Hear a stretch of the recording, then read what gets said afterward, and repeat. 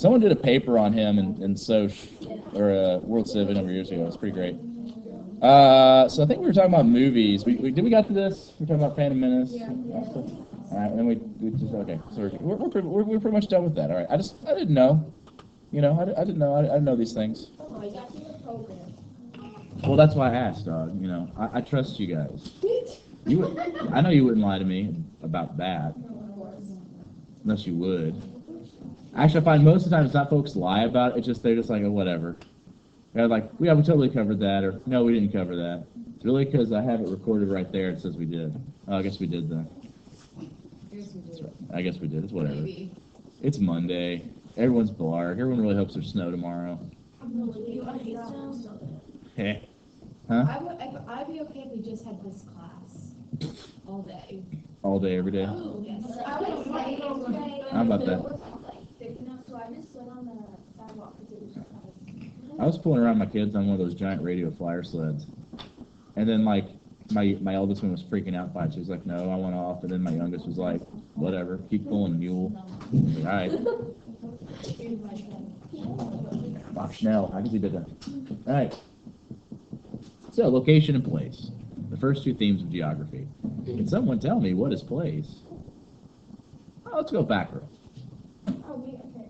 Describing someone? Sure. So could someone else like tell me like what does that mean? What do I mean describing somewhere? It's cloudy with a chance of meatballs. What? It means like describing the area that you're in, like your home or like a little village or whatever. Okay, yeah. What's around? What's the physical features? Yeah. It's not as, location is more specific and places like bigger. No, they're both specific. It's just they're different themes.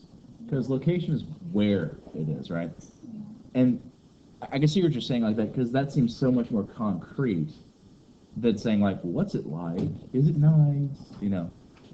But understand that with place, we're talking about climate, we're talking about physical features, we're talking about physical geography, right? So you get an idea of what we're talking about here today. All right, so first up, the United States and Canada. That's pretty much it, except for Mexico, which doesn't count because... Why don't we count Mexico? It's part of North America, hell. Why? Why is it not considered part of this? Like, what's up with that? Why are we not talking about it right now? So many questions. Any ideas? Just throw it out. What you got? Okay, I think it's because it happened like a long time ago, or like In the galaxy far, far away, sorry. about-ish. And so they were just like, hey, you be on your thing, and so then yeah. That's, I mean, partially, yeah. Kind of. You know, I think it's hilarious when people are like, why are there so many Mexicans in Texas? Like, well, because it used to be Mexico. There's that. How many of you guys knew that? Texas was Mexico. You guys ever heard of the Alamo? Yeah, that's kind of a big deal. Santa Ana. Hey, no big deal, right? All right, so let's talk more. All right. So yeah, go ahead. Canada and U.S. were found by like the pilgrims, kind of, and Mexico already had people inside, like people living there. Did North America have people in there too?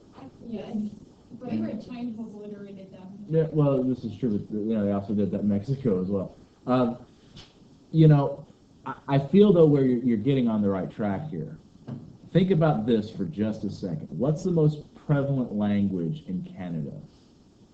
Well, they speak mostly. Well, they speak English and French. True. But English is a lot more prevalent than French. You're right, they're bilingual, but to be perfectly honest, mostly French is relegated to Quebec, you know. So they're mostly English, but they do have French. Now, what about the U.S. of A? What do we speak here? English. And what about Mexico? Ooh, we've just run into a difference, haven't we? Who settled where? You said the Pilgrims. Okay, who are the Pilgrims? English people, Right. And why were they coming here? because they were religious differences. Right, religions, yeah. So basically, a lot of these groups are Puritans. You know what Puritans are? That was a religion. All right, so basically go back to this great schism. Actually, that's way too early.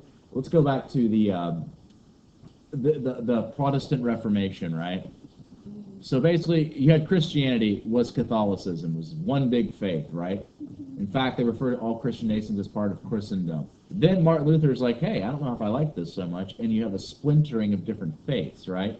The Puritans are one of these groups, right? And basically, to summarize their viewpoints, if it's fun, it's a sin. Dancing is a sin. Drinking is a sin. Going to plays, sin. Hard work, not a sin. Anything fun, bad, right? Hey, this is just kind of what happened. So basically what happened in English history is they kind of took control of England and everyone else hated them for it. So whenever their leader, Oliver Cromwell, died, the English people restored the monarchy, restoring Charles II to the throne. And so the Puritans are like out of power and hated in England. So they're like, well, fine, we're going to form our own country. So they go to North America, right? Now here's the thing is, there weren't the only ones coming here. There was all kinds of folks moving to North America. If we get to the south, that's pretty much Portugal and Spain. Spain was all over this area, which is why they mostly speak Spanish. And they just, like, they put their hurting on all the native peoples there. I mean, take Cortez, for instance. He goes to Tenochtitlan, the capital of the Aztec. He burns it to the ground, then destroys the dam that was holding, or rather builds a dam, I should say, to stop the tributaries feeding Lake Texcoco so it disappears, and builds a new city on its ashes, right? Then he enslaves the entire native population while they're dying en masse from diseases like smallpox, right? Right. So let's, as opposed to Native Americans in that whole situation, the English are like, we want land. We're going to settle here because we're growing tobacco and other crops that are cash crops to go back home to England. The Dutch come here because basically a number of reasons, but they mostly settle in the area we know now as New York, was once New Amsterdam. And the French are all about the fur, right? Which makes them sound like a bunch of glam queens. But in truth, understand, fur was synonymous with wealth. If you think about it, people tend to spend a lot of money on stupid crap, right? I mean, how many people are out there getting the brand new iPhones because it's different and they're going to spend a huge sum of money replacing essentially the same thing? Yes? Talk about expensive old cars, right? I mean, people spend money on crap because they want to show off. I mean, think about diamonds, right? We're going to get really shiny rocks and put them on us, and that means what exactly? Like, where does this stuff come from? I mean, I know, but we're not going into that detail right now.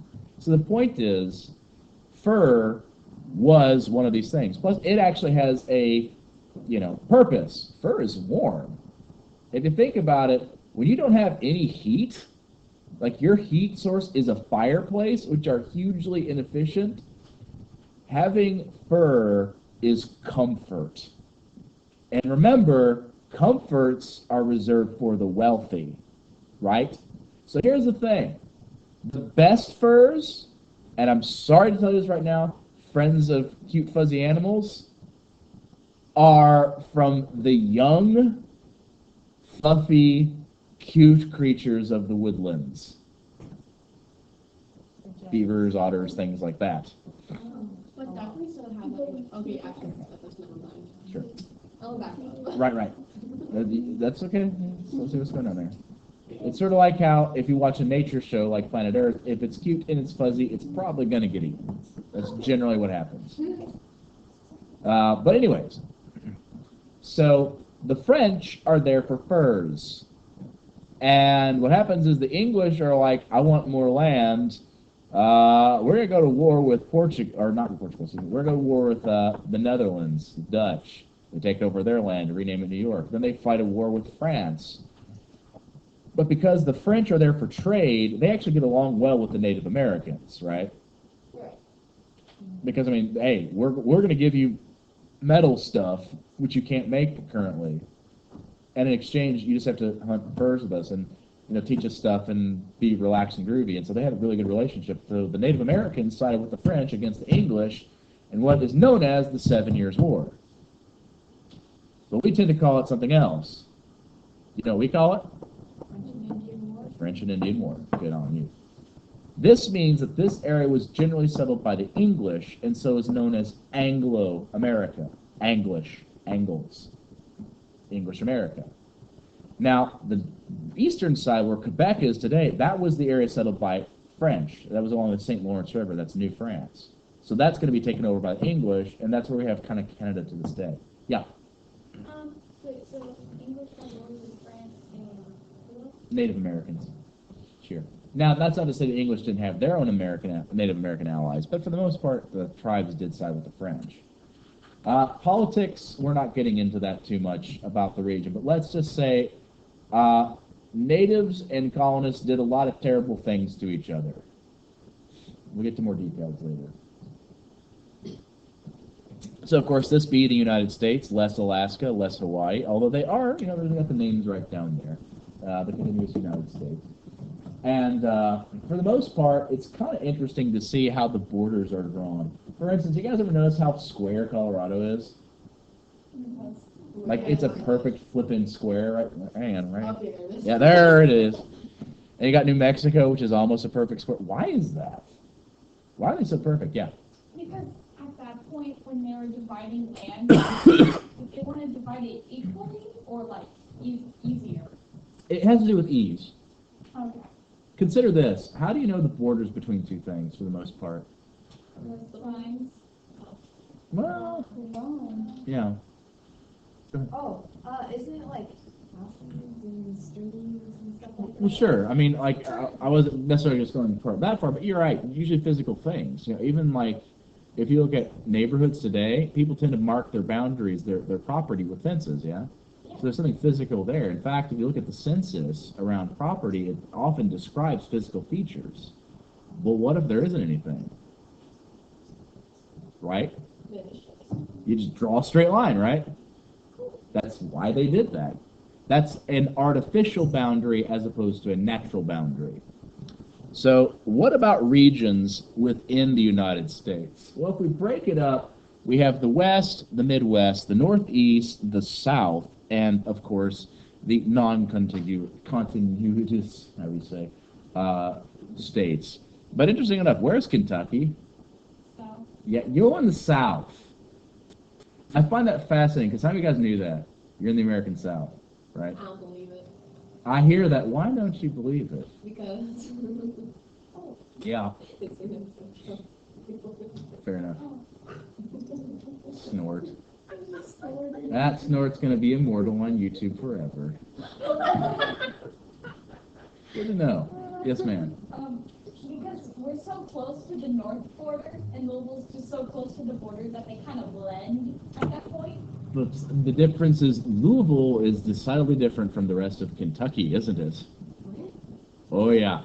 If you look at culturally Louisville, we're really kind of more northern in our behaviors. If you go like, say, Shepherdsville, or go farther south, Lexington. Yes, that was a dig at UK. I honestly don't really care. I like saying it because it annoys people. And I'm kind of mean-spirited that way. Anyways, moving on. Anyways. But yeah, that's the thing is, culture is very different depending on where you are. And that's something that I sometimes feel we don't realize about the United States unless we're talking like actively about differences. First off, talk accents, right? An accent in the South is different than an accent in, say, the Midwest or the North. You know, like a New England accent, like a Boston or something like that, it's going to be very, very different than, we think of the American South. And why is that? Why do people talk different? Where did dialects come from? Well, ish. But the thing is, think about this. We speak English, right? I just got done saying how we were, settled by the English. Why don't we all have British accents?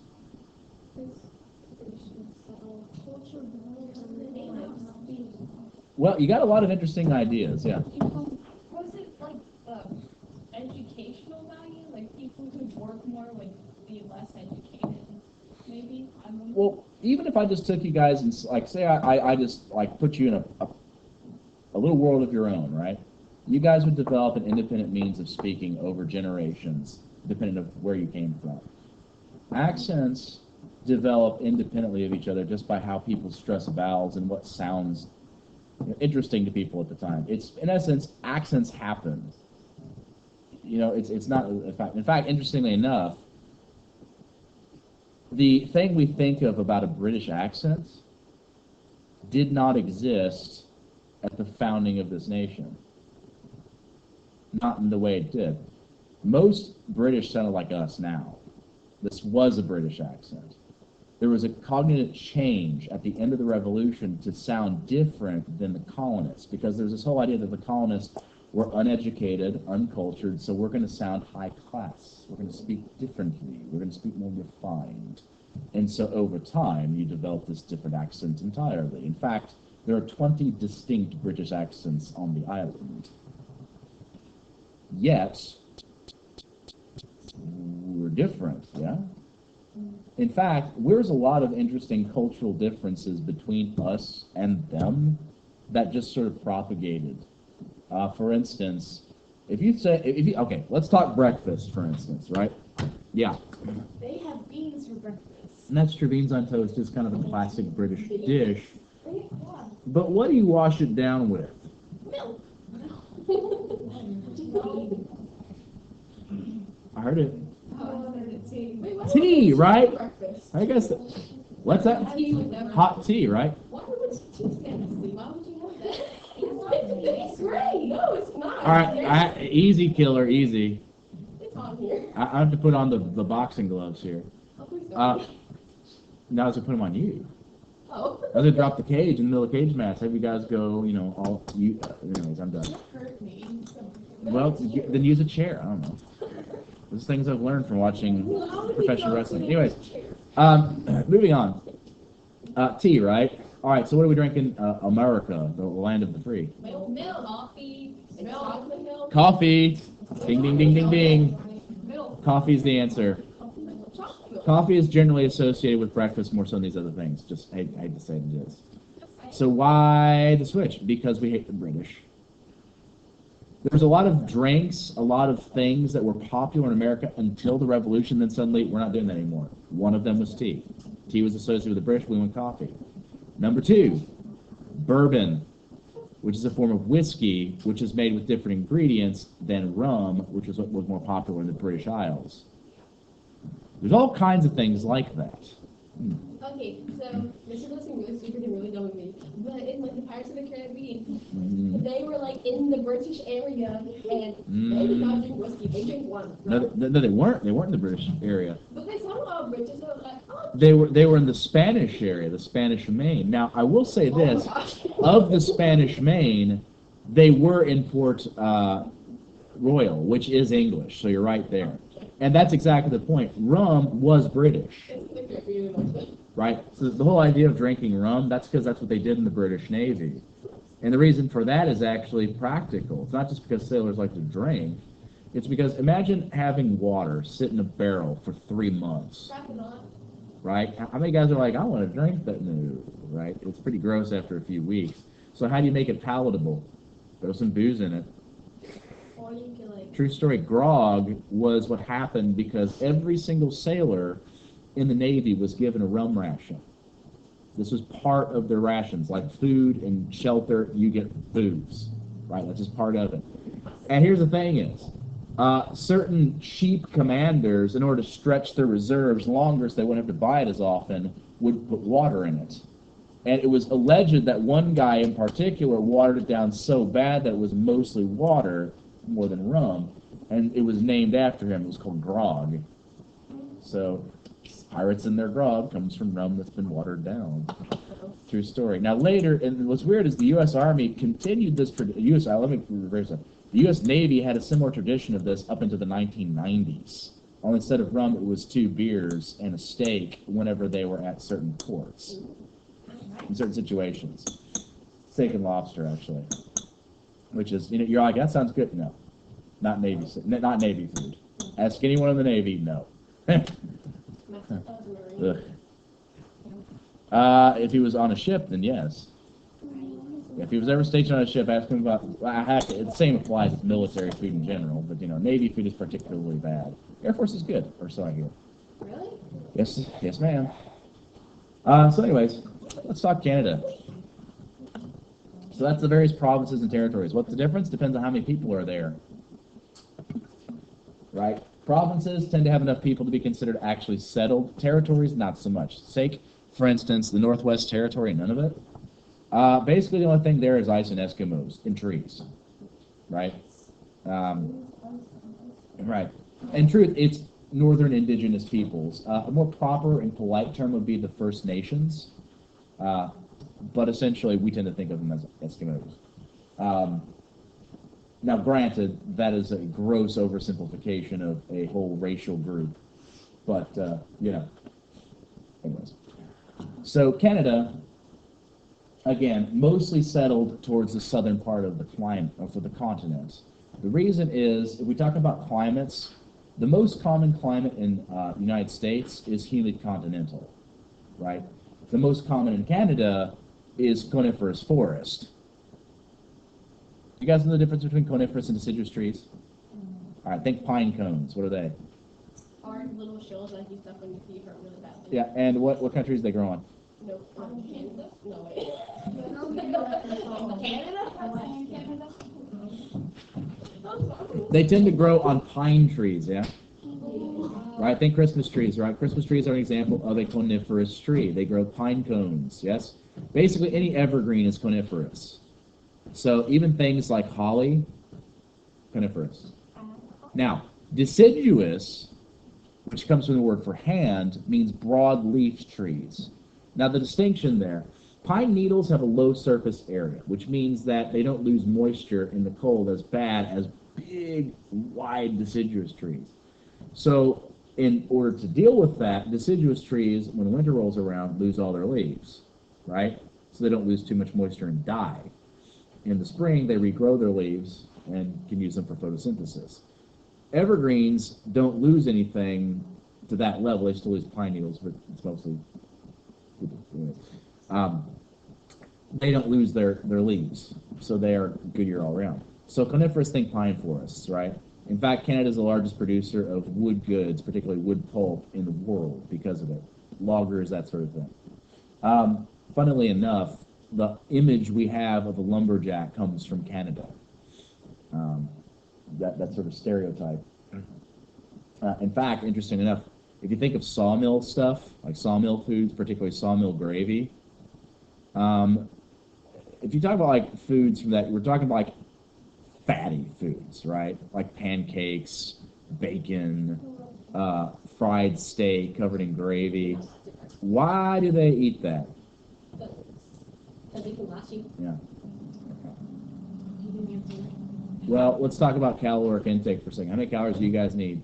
It's like 2,000. Actually, for you guys, a little bit less. It's about 1,750, if memory serves. For guys, it's around 2,000. So it's a little bit different, but basically, 2,000 calories get you just fine. A lumberjack who is working with an axe and saw uses about 6,000 calories a day. So they have to consume that many calories to not lose weight, right? So what kind of foods are you going to eat in order to keep on that kind of calories? Think about what gravy is for just a second. You're taking meat juice and throwing in flour, in the case of sawmill gravy, butter and milk as well. I mean, it's just pure fat, essentially. And the thing of it is, like, that might sound like, man, that sounds pretty great. I want to eat that much food. I doubt it, because if you've ever read, like, the diet that Olympians have to have, like, particularly like swimmers, oh my God. It's an unbelievable amount of calories. Like, Michael Phelps, I remember for breakfast, he ate something like 10 egg sandwiches that had butter smeared all over them, and, like, all this crap. It's just like, That just sounds so gross. After, like, it's just after your fizz sandwich, you're like, please let me be done. Oh my god, I gotta eat 5 more. You know, it's just unbelievable how much crap it is to eat just to have the energy to survive, right? So anyways, if we break the regions of Canada apart, we have northern Canada mountains in the west, the prairies, and central Canada in the east coast. The eastern side and western side are really heavily involved with sea trade, particularly with fishing. When you go to central Canada, that's where most people live. Like 80% of Canada's population is in central Canada. And for the most part, it's the most temperate climate. When you go to the prairies, this is Canada's breadbasket, which is actually in line with our breadbasket. It's the best climate for growing food. So if you think of like Wisconsin, places like that, it's kind of on that order. Yeah, so I'm going to give you a list of climates and regions, so you guys can have those.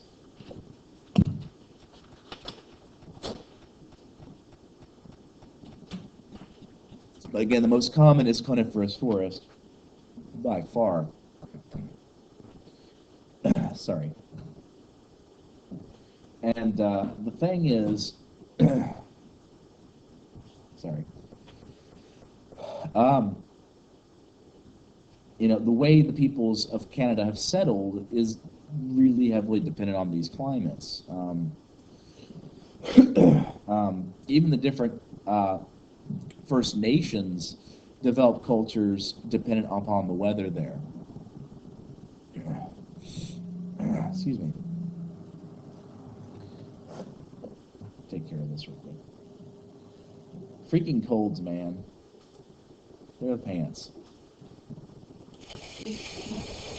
No, I said they're the pants. The pants?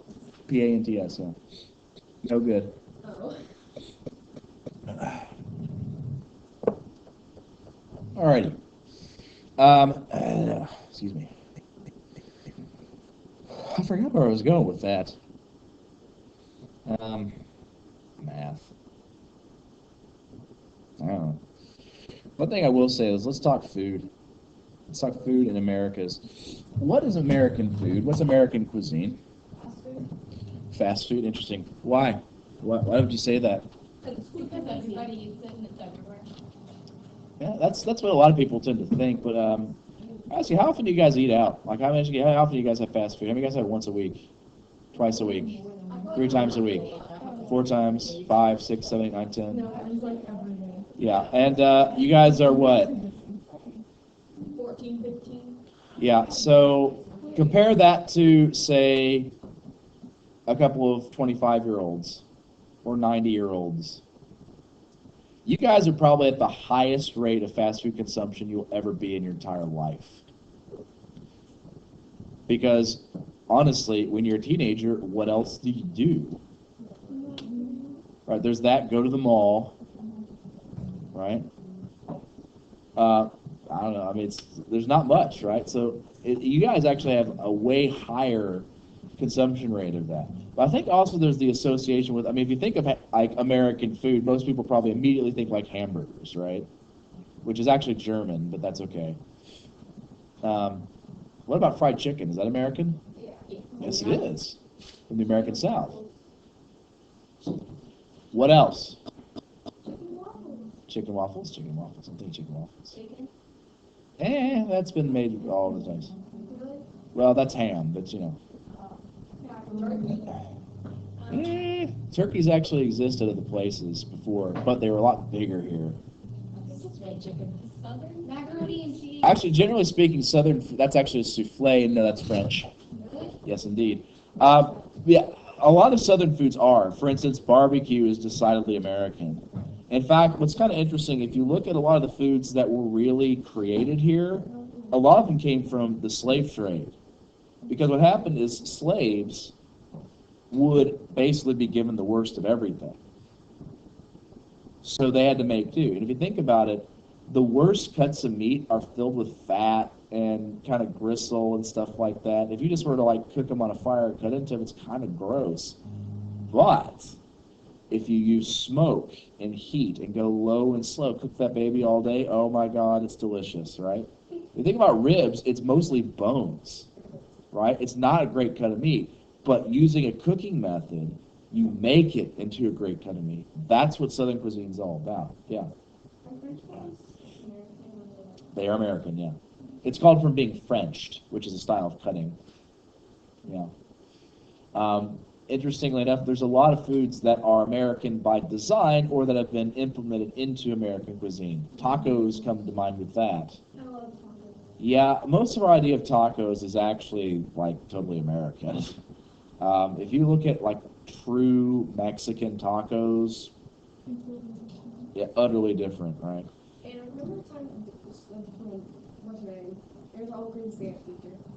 Don't you share remember when she yelled at us that like the things that we thought tacos for Mexicans are not tacos? So that's just that comes from Texas and Americans in general adopting all these cultures. Another great one is chili.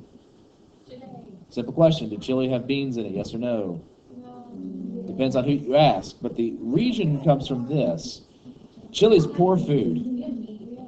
It's for poor people, yeah. Because meat is expensive, beans are cheap. So you throw beans in there, it adds the protein, everything else stews together because it's basically a stew. And you get the most out of your ingredients.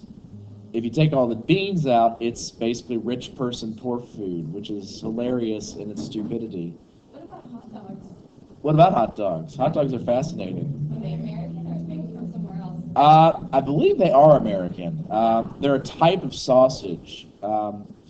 I don't remember that so well. I remember seeing not really a documentary. I think it was that TV show on Food Network.